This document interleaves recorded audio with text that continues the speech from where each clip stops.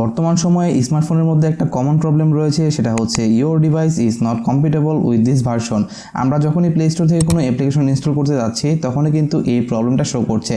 So আজকের এই ভিডিওতে আমি আপনাদেরকে 100% দেখিয়ে দিব কীভাবে আপনারা এই প্রবলেমটা ইজিলি সলভ করতে পারবেন।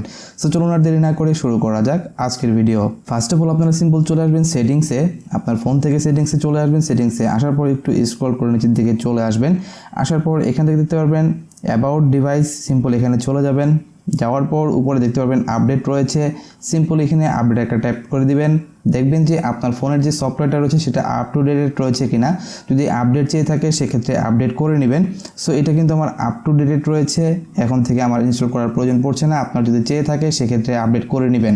নেক্সট আপনারা সিম্পল আবার চলে যাবেন সেটিংসে চলে আসার পর এখান থেকে স্ক্রল করে আপনি খুঁজে বের করতে হবে অ্যাপস। সিম্পল আপনারা অ্যাপসে একটা ট্যাপ করে দিবেন। দেওয়ার পর এখান থেকে অ্যাপ ম্যানেজমেন্ট রয়েছে, সিম্পল আপনারা অ্যাপ ম্যানেজমেন্টে চলে যান। যাওয়ার পর এখান থেকে খুঁজে বের করুন প্লে স্টোরটাকে। সিম্পল এখান থেকে আমি খুঁজে বের করছি, অথবা আপনি উপরে কিন্তু সার্চ করে কিন্তু বের করতে পারবেন খুব সহজেই প্লে স্টোর কোথায় রয়েছে। সো এখান থেকে আমি প্লে স্টোর পেয়ে গেছি, আমি সিম্পল প্লে স্টোরে একটা ট্যাপ করে দিব।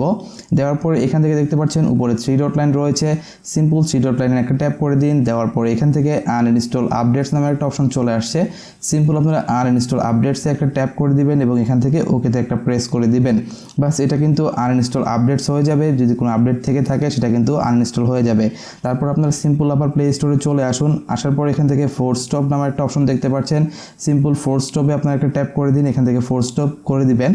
দেওয়ার পর এখান থেকে দেখতে পাচ্ছেন নিচে রয়েছে স্টোরেজ নামের একটা অপশন, সিম্পল স্টোরেজে একটা ট্যাপ করে দিন। দেওয়ার পর এখান থেকে ক্লিয়ার ডাটা করে ফেলবেন, সিম্পল এখানে ক্লিয়ার ডাটা করে দিবেন। ক্লিয়ার ডাটা হয়ে যাওয়ার পর সিম্পল আপনারা এখান থেকে ব্যাক হয়ে চলে আসবেন। আসার পর এই অ্যাপসের ভিতরে খুঁজে বের করবেন গুগল প্লে সার্ভিসেস। সিম্পল দেখতে পাচ্ছেন এখানে রয়েছে গুগল প্লে সার্ভিসেস, সিম্পল আপনারা গুগল প্লে সার্ভিসেসে একটা ট্যাপ করে দিবেন। দেওয়ার পর উপরে 3 ডট লাইন দেখতে পাচ্ছেন, সিম্পল এখানে একটা ট্যাপ করে দিবেন। দেওয়ার পর দেখতে পাচ্ছেন আনইনস্টল আপডেটস রয়েছে, সিম্পল এখানে একটা ট্যাপ করে দিবেন এবং ওকেতে একটা প্রেস করে দিবেন। দেওয়ার পর এটা আনইনস্টল হয়ে যাবে। এখান থেকে আপনারা ব্যাক হয়ে চলে আসবেন।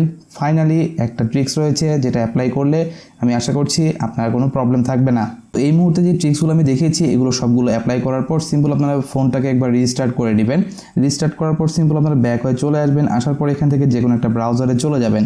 এই অ্যাপ্লিকেশনটা প্রবলেম রয়েছে সেই অ্যাপ্লিকেশনটাকে এখানে সার্চ করবেন। এখানে দেখতে পাচ্ছেন আমি ইউটিউব দিয়েই সার্চ করছি, আপনার যেটা প্রবলেম হচ্ছে সেই অ্যাপ্লিকেশনটা এখানে দিয়ে দিবেন।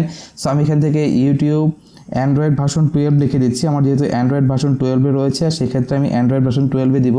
আর যদি আপনার সেক্ষেত্রে একটু আপডেটেড হয় বা অথবা একটু ব্যাকডেটেড হয় সেক্ষেত্রে আপনার অ্যান্ড্রয়েডের ভার্সন কত রয়েছে সেটা এখান থেকে টাইপ করে দিবেন। সো এখান থেকে দেখতে পাচ্ছেন নিচে যদি আপনি খেয়াল করেন তাহলে বেশ কিছু ভার্সন কিন্তু এখানে চলে আসছে। যাদের ব্যাকডেটেড ফোন রয়েছে তারা কিন্তু চাইলে এখান থেকে দিতে পারেন। সো এখান থেকে আপনি আপনার ভার্সনটাকে সিলেকশন করে আপনি এখান থেকে যে এপিকে লিখে সিম্পল সার্চ করে দিবেন। দেওয়ার পর দেখতে পারেন যে কোনো ওয়েবসাইট থেকে কিন্তু আপনি আপনার অ্যান্ড্রয়েড ভার্সন অনুযায়ী সেই অ্যাপ্লিকেশনটাকে ইজিলি ডাউনলোড করবেন এবং আপনার ফোনে ইনস্টল করে ফেলবেন। আশা করছি আপনার ফোনের এই প্রবলেমটা ইজিলি সলভ হয়ে যাবে। সো এই ছিল ভিডিওটি যদি আপনার একটু উপকারে লেগে থাকে তাহলে অবশ্যই লাইক, শেয়ার এবং সাবস্ক্রাইব করতে ভুলবেন না।